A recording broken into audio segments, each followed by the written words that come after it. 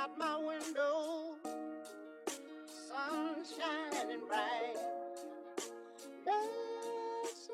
What's good, y'all? Welcome back to the Sideline channel. It's your boy Reese, as always. Last night, round two officially kicked off. As you know, Sunday night, the Golden State Warriors defeated the Sacramento Kings in 7 games. 50 piece for Stephen Curry, most points all time scored in a game 7 ever. Hell of a performance. But let's get to the games from last night. Just some housekeeping, of course. If you're new around here, go ahead, hit that subscribe button. You're here for a reason. Basketball content, as you see, is plentiful around here. So if that's what you're into, hit the subscribe button. If you enjoy the content, go ahead, hit the like button for me as well. Drop some comments so we can have a little, discussions back and forth. But yeah, man, let's get to the games. Game 1 of the night, Boston versus Philly. That game went down to the wire. Thought it could have went to overtime possibly, but the Philadelphia 76ers held their own and really pulled through in that fourth quarter. James Harden, 45-point game, tied his playoff career high. We haven't seen him put on a show like that since Houston. Just a few stats about these teams. These two teams have played each other in the postseason more than any other two organizations ever. 110th playoff. This is their 110th playoff meeting. The 22nd series, that is also the most ever. And Boston has won the last 5 of those series. The last time Philadelphia beat Boston in a playoff series was 1982 in the Eastern Conference Finals. So a lot of history between these two teams. Even, the past 5 or so years with Joel Embiid and DeMarcus Smart, beef or whatever you want to call it. These two teams have always been in each other's way, especially when you consider Joel Embiid and Jason Tatum. They're so, prominent play. They're such prominent players. They were both in the MVP race this year, even last year. So these two teams are always, in each other's way. But last night's game, like I said, a show, definitely a show. No Joel Embiid with a grade 2 knee sprain. Philly coming into this game was 12 and 5. Sorry, I can't speak right now. Without Joel Embiid, extended that to 13 and 5. That included their Game 4 win over Brooklyn, which Joel Embiid had to miss as well due to this knee sprain. In that first series against Brooklyn, James Harden struggled mightily in the paint, shot just 23% throughout the entire series. That didn't look to be the case tonight. The man was getting to the paint at will, getting to the free throw line. Looked like the James Harden of old, like I said earlier, the Houston Rockets James Harden, MVP Harden. Started the game off with a quick 12 points, 5 of 5, 12 of 16, Philly's first points, 21, ended up with 21 in that first half on 9 of 12 shooting. And just throughout the game, big time performance, production, and buckets from, James Harden. This was a guy that missed the All-Star game. After the season that he had this year, leading the league in assists, about 20 points per game, missed the All-Star game, comes into this series without his co-star. Obviously, Joel is the Batman in this situation, and James Harden would be Robin. But he comes into the situation without his co-star and completely holds it down and sets the Boston Garden on fire. Man had 14 points in the fourth quarter alone. And of course, he had to hit the game-sealing bucket with his patented step-back 3 over Al Horford with just 30 seconds left in the game. Huge performance for James Harden. Not to mention the game that Tyrese Maxey had, especially off of that bump-to-bump knee with Jaylen Brown. Late in that third quarter, had to be pulled out after he was having such a good third quarter. The man dropped 11 in that quarter, came back into the fourth, and was just, hitting the shots exactly when Philly needed them. That was Maxey's role tonight. Did everything that Philly needed right when they needed it. There was a possession real late in the fourth quarter, like with under a minute to go. The Boston Celtics are really hitting the offensive glass hard, looking really good, like they're going to extend this game, make it possibly go into overtime. Malcolm Brogdon, it gets down to like 2 seconds in the shot clock. He throws an errant pass. It goes right to Tyrese Maxey. He takes off, fast break bucket, and that was also a reason that was a game-sealing bucket as well. Not to mention D-ball Paul Reed in that fourth quarter, 4 for 4 from the free throw line, unfazed. The ball didn't even hit the rim. Straight net from all 4 shots. The man looked poised at the line. Huge rebounding night. Had led the game going into the 4th quarter. All players with 11 rebounds. Hell of a performance from Paul Reed without, taking that place of Joel Embiid. And Tobias Harris, in this game, his ISO was looking real good. Jumper was looking smooth. Had 13 points going into the 4th quarter. I can't really remember what he finished with, but it was a decent performance for Tobias. He might have had 18 or 20. But the same for what I said for Maxey, same thing applies for Tobias Harris. Just doing everything that Philly needed right when they needed it, hitting the shots when they needed him to. Whether it was out the post in the mid, couple splashes from deep, attacking the paint. Tobias Harris was there for James Harden and Tyrese Maxey, being that third scoring punch like he's been consistently throughout these 5 games. And this game wouldn't have been what it was without the production of DeAnthony Melton. Yeah, Tobias Harris, like I said, was getting his off. Maxey was the second most impressive player in the game, scoring-wise for Philly, but DeAnthony Melton, 17 points in that first half off the bench, really set the tone. Only finished with about, I heard somebody at the door. Yeah, that was all his scoring for the game. He finished with 17 points, but that was literally all they needed was that 17 points because James Harden came through. Maxey ended up with 26 points, 4 steals, and like I said, Tobias Harris, that 18 points. B-Ball Paul, 10 points, 13-point double-double. 10-point, 13-rebound double-double. That was pretty much all the bench points they got, other than Georges Niang 3-point basket. DeAnthony Melton, 17 points, was all the points off of the bench for Philly. The starter scored 102 points. The starter scored 99 of the 119 points in this game. On the season series, though, Boston did win 3-1 against Philadelphia. So coming into this game, I was thinking, especially with no Joel Embiid, that Boston would have the upper hand. That wasn't the case, considering how hot James Harden started off the game and how smoothly he ended up finishing the game. But in that first quarter, Jaylen Brown and Jason Tatum picked up right where they left off in that Atlanta series, combining for 20 of the 29 Boston points, 13 of 14 from the field as a team. In that first half, the offense was running like a well-oiled machine. 17 of 20 at one point from the field with 38 points, 73% shooting for the entire first half. That was a playoff record for Boston, franchise record for Boston Celtics. Shots was just falling. And then coming out of the half, Jason Tatum, absolutely on fire, scored 12 straight points. In that second quarter, Jason Tatum scored 12 straight points for the Boston Celtics. Absolutely took off, matching Brown's production, where he had Jaylen Brown had 14 points in the first quarter.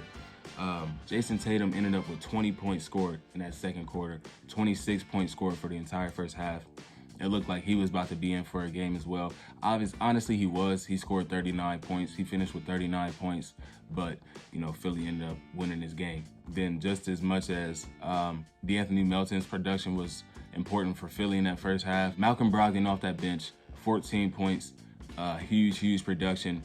Philly was, I think Philly had a 3-point lead at halftime. Philly or Boston had a 3-point lead at halftime. Just a back and forth game for both teams, lighting up the scoring. It was 66-63 at halftime. Boston was leading. Like I mentioned, Jaylen Brown had that explosive first quarter, scoring 14 points. But then for the remainder of the game was pretty much quiet. Just had 4 points scored up until he had a 3-point basket in that fourth quarter. I think that was ultimately what kind of, stalled out the Boston Celtics, especially late in that game. Brown not being able to get it going. Not that he was, not there, not being productive. He just couldn't get the shots to fall. And, it was really just a Jason Tatum night. Like I said, the man finished with 39 points, was matching Harden's production, going back and forth scoring. But, they needed that punch from Jaylen Brown tonight, and it just wasn't there for Boston. Marcus Smart had a huge fourth quarter. After taking a hit to the midsection late in that third, had to go to the bench, even had to slide to the locker room to get looked at. Comes back into the game in the fourth quarter, 10 points, 2 huge and 1 plays. The man, he was just being an absolute beast out there. pest as well on defense. Just too many missed shots down the stretch for Boston. Like I said, they were getting a lot of offensive rebounds, but they weren't really converting late in the game, late in that fourth. And that turnover to Maxey from Brogdon late in that shot clock ultimately sealed the game. The foul on Paul Reed, the 2 free throws, sealed the game. And then James Harden to step back off the switch with Al Horford sealed the game. Boston was supposed to win this game. No Joel Embiid. They could have locked in on Harden much better. But, you know, his shots was just falling. It was one of them nights for James Harden. Like I said, they could have got more production from Jaylen Brown after that hot start in that first quarter, but he cooled off tremendously. Then Denver versus Phoenix, a very, very low-scoring game. Halftime was 42-40. Neither of these teams ended up putting up 100 points to finish off the game. 97-87 finish. Obviously, Denver is up 2-0 in this series.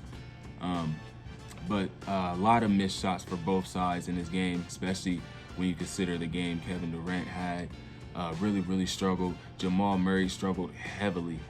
Finished the game with just 10 points. I think 3 of 15 shooting or something like that. He was bound to struggle in one of these games. The man dropped 34 or more points in 3 of his first 6 playoff games. So, you know, super hot coming into this game. He was bound to be cooled off at some point, and this was that game. Completely ice cold. I don't see him having that same performance in the next game. He's going to come back better. I could see him dropping 20 points in game 3. But Phoenix, man, they have a lot to be concerned with, especially with Chris Paul going down. And now they're down 2-0, backs against the wall, going back home. Paul went down late in that third quarter, bro. It was like left groin tightness or something like that. It's always something in the playoffs with Chris Paul, whether it's a hand, hamstring, groin, shoulder, knee. It's always something with Chris Paul, man. Obviously, like I said, I want to see him succeed and get this championship ring that eluded him so desperately in his entire career. But, you know, you can't really control your own health. You can't be in control of your own health. I said that in the last video as well. If you could, these guys would be playing 80, 82 games a year. But it just always seems like when the playoffs comes around, Chris Paul's body just lets him down. It breaks down on him, and it really messes up the team. Campaign, as you saw in that fourth quarter, came in and just really absolutely destroyed the momentum and the rhythm that the Phoenix Suns had going. He's not a point guard. They really need to invest in a backup point guard because Campaign is not it. Phoenix started this game off attacking the paint. DeAndre Ayton had a quick 6 points, and then for whatever reason, he may have been in foul trouble or something. He had to get pulled out the game just 6-7 minutes into it. Then not to mention, you know, Kevin Durant struggled, missed 4 of his first shots of the game, hit 2 tough baseline pull-ups to, you know, break the ice, but then continued to miss, you know, his next 4 or 5 shots. 0 of 5 in his first 3-point attempts. Hit a bank off the glass on his 6th one. So, you know, he could have even missed that one. Nobody really calls bank. Nobody really tries to aim off the glass from a 3-point shot. But, you know, it was just one of them nights for Kevin Durant. Michael Porter Jr. struggled. Like I said, Jamal Murray was struggling early on. You know, Devin Booker was struggling to get it going. Obviously, we know the game he finished off with, but shots just were not falling for either side tonight. Not to mention the defense was energetic and just aggressive from both sides as well. You had 4 fouls for Chris Paul. Kevin Durant had 4 fouls. Ayton ended up with 5. So, you know, it was a lot of bruising and bumping going on in this game. Durant finished the first half with just 9 points, 4 of 13 shooting. Was just missing a lot of easy shots that normally would fall for him. Just wasn't getting that touch in this game. 1 of 8 from deep in the first quarter as a team when they attempted just 5 threes in the entire first half in game 1. They really made it a point to, you know, try to match Denver's 3-point production in this game, and, you know, that ultimately came back to bite them in the ass when they were, you know, sticking to the Phoenix Suns routine, what they typically do, attacking in the mid-range. They were looking good. The offense looked good, but when they were forcing all these threes, it stagnated. Denver was able to get these runs off, and, you know, in my opinion, that ultimately lost them the game. Too many 3-point attempts. Fourth quarter, ball management without having, Chris Paul in the game ultimately was their demise. Because they were in this game. They had an 8-point game, 8-point lead at one point in the third quarter. They were up 5 to begin the fourth, I believe. 3 points, They were up 3 to begin the fourth quarter. And, it was looking like it was a game. It was 73-70 heading into the fourth quarter. And they just got absolutely outplayed. Too many missed shots, out-rebounded, out-defended. Like I said, no real ball management without their point guard and Chris Paul out there. Devin Booker was forcing a lot of shots.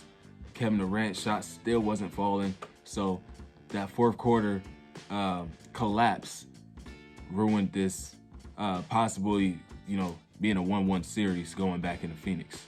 KCP was huge in this game, especially in the fourth quarter for Denver, hitting 3 monumental 3-point shots, 1 to tie the game, 1 to take the lead, and then another one to extend the lead to 8, and that ultimately put Phoenix to bed. Once Denver went up by that 8 points, it was over. They obviously won a game by 10, ended up getting up by 10, and put Phoenix to bed. Kevin Durant won't have the same struggles in this game that he did. He won't have the same struggles next game that he did in this game. He's Kevin fucking Durant, bro. Devin Booker, 30-plus points again in this game. Keep that rolling, D-Book. Y'all definitely gonna need it without Chris Paul. I do not see Chris Paul playing in Game 3.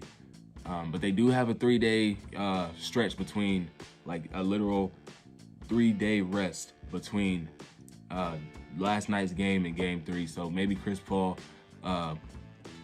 hits that, that chamber and, gets that that groin tightness together, and he'll be able to perform in Game 3.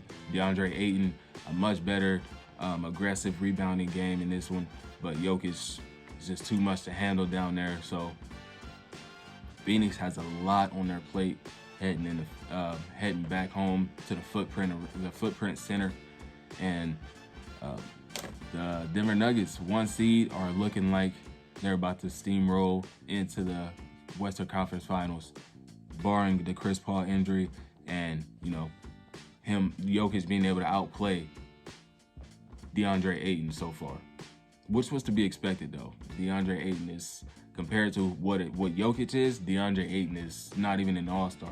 The man has never been an all-star. So what am I saying? Ayton is not on Jokic's level. There's levels to this, and Jokic is really showing Ayton that in this series so far through 2 games. I ain't gonna cap though, bro. I've been hella tired lately. That's why the videos have been in spurts and stuff. I'm really tired today. That's why I was fumbling over a lot of my words, and that's why I feel like it was just all over the place. I was rambling, videos too damn long. But I appreciate anybody that stuck around. Appreciate everybody for tuning in. Next video definitely coming out tomorrow. Game 1 of the Lakers and Warriors series tonight.